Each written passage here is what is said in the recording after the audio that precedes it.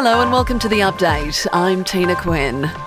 Australia has secured its fifth gold medal of the Paralympics, with table tennis duo Lei La Ni and Yang Qin defeating Chinese Taipei at the Games in Paris, taking the top spot in the women's doubles. Is this the moment the Australians will clinch gold? Will Taipei make a decent return? And that's it, it's all over. Australia have got there over the line. They were 2-1 in front, and it came down to the fourth game. And earlier paracyclist Amanda Reid took out gold in the women's C1 500 metre time trial final, defending her title from Tokyo. Multiple states have been issued major weather warnings and are on high alert along the southeast coast. Victoria bracing for an afternoon and evening of destructive winds, stormy conditions and abnormally high tides. The Weather Bureau says the areas of most concern are along the coast from the South Australian border through to Victoria's southeast and the Mornington Peninsula. Further south, and at least 32,000 Tasmanians are thought to be without power as the state grapples with severe weather that some are calling unprecedented. More than 5 million Australians will see a boost in income support payments as they become aligned with indexation rates. From the end of this month, age pensioners will see a $28 rise to their fortnightly payments. The same jump will apply to disability support and carer subsidies. Renters can also claim 10% extra in Commonwealth rent assistance. Speaking to Sky News, the Minister for Social Services, Amanda Rishworth, says it's about providing essential cost of living relief. We're proudly saying that indexation is important to ensure those on social security keep up with the cost of living. The first vaccinations against polio for babies have been carried out by Palestinian health workers in Khan Younis ahead of a mass vaccination program by UNICEF across Gaza later today. Doctors will conduct the vaccinations during 8-hour daily pauses in fighting between the IDF and Hamas militants.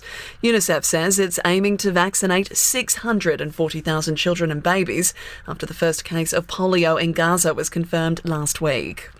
Meanwhile, Palestinian families have begun to emerge from hiding in a refugee camp in the occupied West Bank following 4 days of Israeli military raids. At least 20 people have been killed during the large-scale operation in Jenin. Israel says this is a counter-terrorism operation to dismantle armed Palestinian groups who they claim are backed by Iran.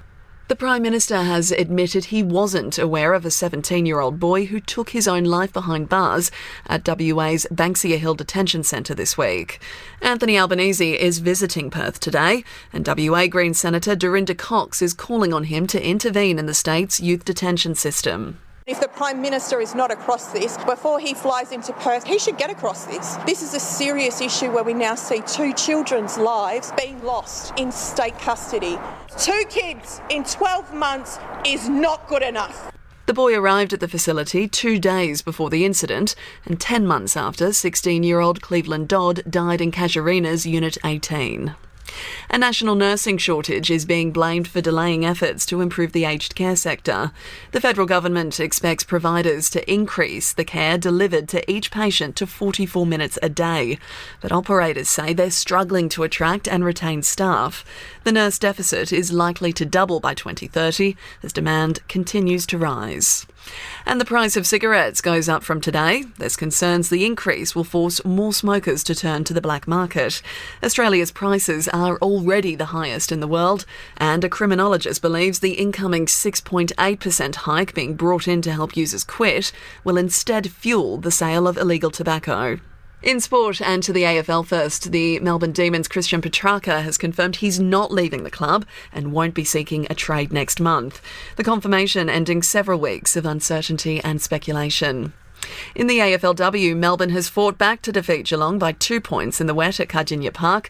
Demons midfielder Grace Beasley speaking here to Fox Footy. For AFLW to come so far, it's definitely amazing, and it's amazing to see the junior girls kind of growing up now with footy, and something I wish I had. So this is very surreal and just soaking it all in. Also in the AFLW, Fremantle has defeated Essendon 64-21, while the Giants have thumped the Bulldogs 72-9. And St Kilda has downed Gold Coast by 74-20. To the NRL, the Dolphins have moved into the top 8 after beating the Broncos 40-6. Sean Johnson has set up the first try for the Warriors to lead the Sharks 4-0. Dragons coach Shane Flanagan has apologised to fans after his side lost 44-40 to the Eels to fall out of the 8. And in entertainment news, rapper Fatman Scoop, known for his hit Be Faithful, has died after collapsing on stage in the United States. The Grammy Award winner, who collaborated with the likes of Missy Elliott and Mariah Carey, passed out during a performance in Connecticut and was raced to hospital but could not be revived. He was 53. And that's all the latest. Join us tomorrow for another episode of The Update.